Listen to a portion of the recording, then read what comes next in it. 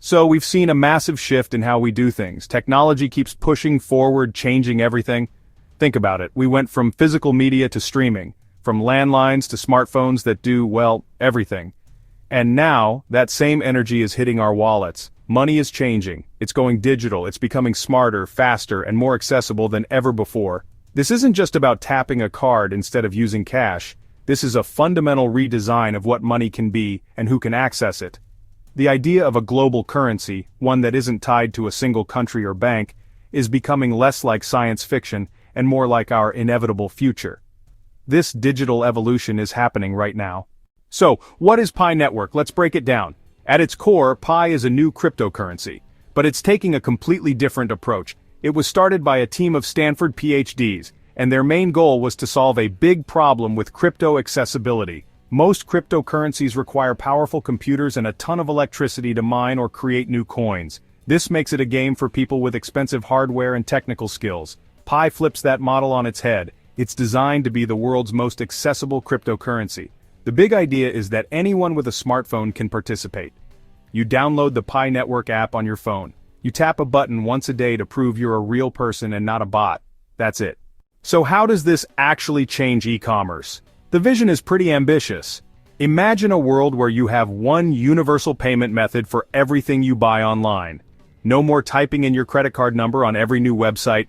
No more worrying about currency conversion fees when you buy from another country. You just have your Pi wallet. And it works everywhere. This is the core idea of universal Pi payments. Think about the friction we deal with now. You find a cool product on a small online store based in another country. Then your bank might flag the transaction as suspicious because it's international. With Pi, that all goes away. The transaction happens directly between you and the seller. This opens up a truly global marketplace for everyone. Let's do a quick teardown. Traditional payments versus Pi payments. It's like comparing a flip phone to a modern smartphone. They both make calls, but the experience is worlds apart. With traditional systems, think credit cards, bank transfers, even PayPal, you're always dealing with intermediaries. Your money goes from your bank, to the credit card company, to the payment processor, and then finally to the seller's bank. Now look at Pi. It's built on a blockchain. That means transactions are peer-to-peer. When you pay someone with Pi, the transfer happens directly from your wallet to their wallet. Those fees can be pretty high, especially for small businesses. We're talking 2 to 4% of every single sale. The transaction fees on the Pi network are designed to be extremely low. We're talking a tiny fraction of a Pi coin. For a small business owner, that's a huge deal. That's 2 to 4% of their revenue that goes directly back into their pocket. So what does this look like in practice? It's not just a theory. The Pi ecosystem is already taking shape. During this enclosed mainnet period, we're seeing the first generation of Pi-powered marketplaces pop up. Imagine you're a pioneer. You've been tapping that button every day, and you have some Pi in your wallet. You can go to one of these marketplaces and browse. You'll see all sorts of things. Let's say you see a pair of headphones you want, and the price is 10 Pi. You just click buy, scan a QR code with your Pi wallet app and confirm the transaction. The seller gets a notification that they've been paid. They ship you the headphones. It's a complete e-commerce transaction, all done with Pi. This is a crucial testing ground. It's where the community is figuring out the real-world value of Pi. Okay, let's bring this down to a super practical level. Everyday life. Let's say you're walking downtown. You want to grab a coffee. You see a little sign in the window of your favorite local cafe. We accept Pi. You go in, order your latte. The barista tells you the total is 0.5 Pi. They show you a QR code on a tablet next to the register. You pull out your phone, open your Pi wallet, and scan the code. Let's take another example. The weekend farmer's market. You have dozens of small vendors selling fresh produce, honey, and crafts. But every vendor has a smartphone. If they all accept Pi, you can walk through the entire market with just your phone. You buy some tomatoes from one stall, some bread from another, and a piece of pottery from a third. Each transaction is just a quick, simple scan. The real power of a network comes from its scale. Pi started with local, peer-to-peer trades, but the vision is much bigger. The goal is to see Pi integrated into the biggest e-commerce platforms on the planet.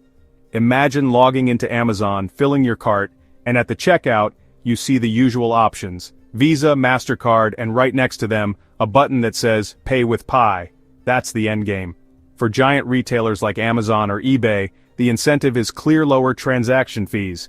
If they could save even 1 to 2% on transaction fees by offering a direct payment option like Pi, That translates to hundreds of millions of dollars in savings.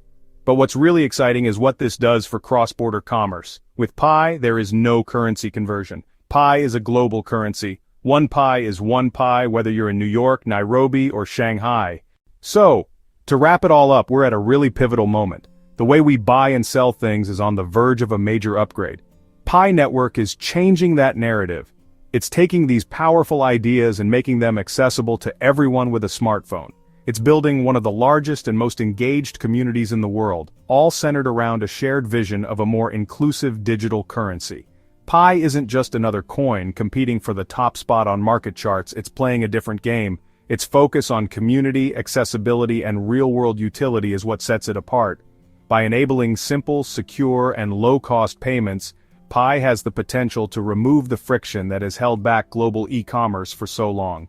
It's a tool that can empower small businesses, connect international markets, and give consumers more control over their money and their data. This is more than just a new payment option, it's a foundational layer for a new kind of digital economy.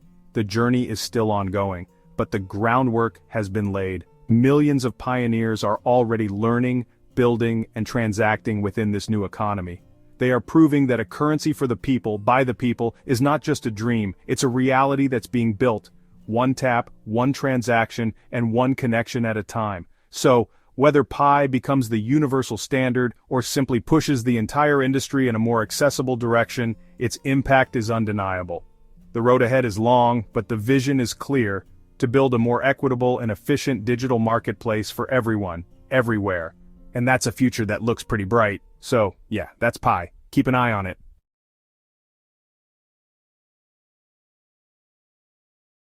So, you've probably heard about Pi Network. Maybe a friend sent you an invite. The pitch is super simple. You download an app on your phone, press a button once a day, and you start mining a new cryptocurrency called Pi. It doesn't drain your battery or use a ton of data, which sounds great. The idea is to get millions of people on board before the coin even has a real-world value, creating a huge, decentralized network from the ground up. Early adopters of big tech things like Bitcoin often became very wealthy. Pi Network kind of dangles that same carrot. For years now, millions of people have been tapping that button. The problem? Those coins aren't really usable yet in the way you'd expect. Alright, so let's break this down. Pi Network is facing three fundamental problems that are holding it back from being a legitimate, functioning cryptocurrency.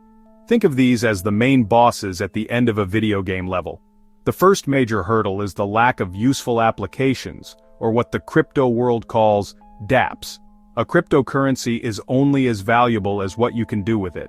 If there's nowhere to spend your coins, or use them in an interesting way, they're just numbers on a screen. The second problem is user access to their own coins. The process of actually getting your mined Pi into a wallet you can control is slow, confusing for many, and not even available to everyone yet. This creates a massive bottleneck. The third and probably most critical hurdle is the lack of genuine organic demand. Demand is what gives any currency, digital or otherwise, its value. With Pi, the demand right now is almost entirely speculative. A crypto network without apps is like a smartphone without an app store. The Pi Core team has held hackathons and encouraged developers to build on the platform. But so far, the results have been underwhelming. The dApps that do exist are often very basic, clunky, or feel more like tech demos.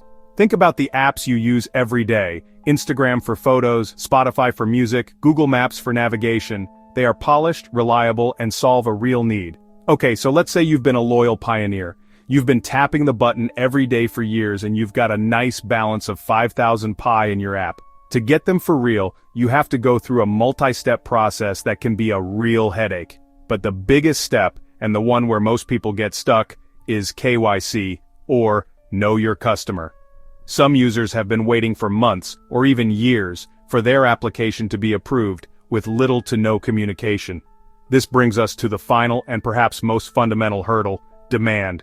The question for Pi is, who wants to buy Pi, and why? Right now, the answer is uncomfortably vague. What's more likely to happen is that a huge number of these users will try to sell their free coins as soon as they can, all at the same time. When there's a massive supply and very little buying demand, the price of an asset crashes. It's basic economics. To really understand Pi's struggles, it helps to compare it to cryptocurrencies that have actually made it. Let's look at the two biggest players. Bitcoin and Ethereum. Bitcoin launched in 2009 with a clear, focused purpose: to be a peer-to-peer electronic cash system. It didn't have a mobile app with a friendly interface, it was complex. Then came Ethereum, which took the concept a step further. It introduced the idea of smart contracts, which are basically self-executing programs that run on the blockchain. It became the foundation for the dApp ecosystem we know today, including DeFi, NFTs, and thousands of other projects. So, what actually gives a cryptocurrency real-world value? At the end of the day, value comes from utility. It's that simple. Think of a stable coin like USDC.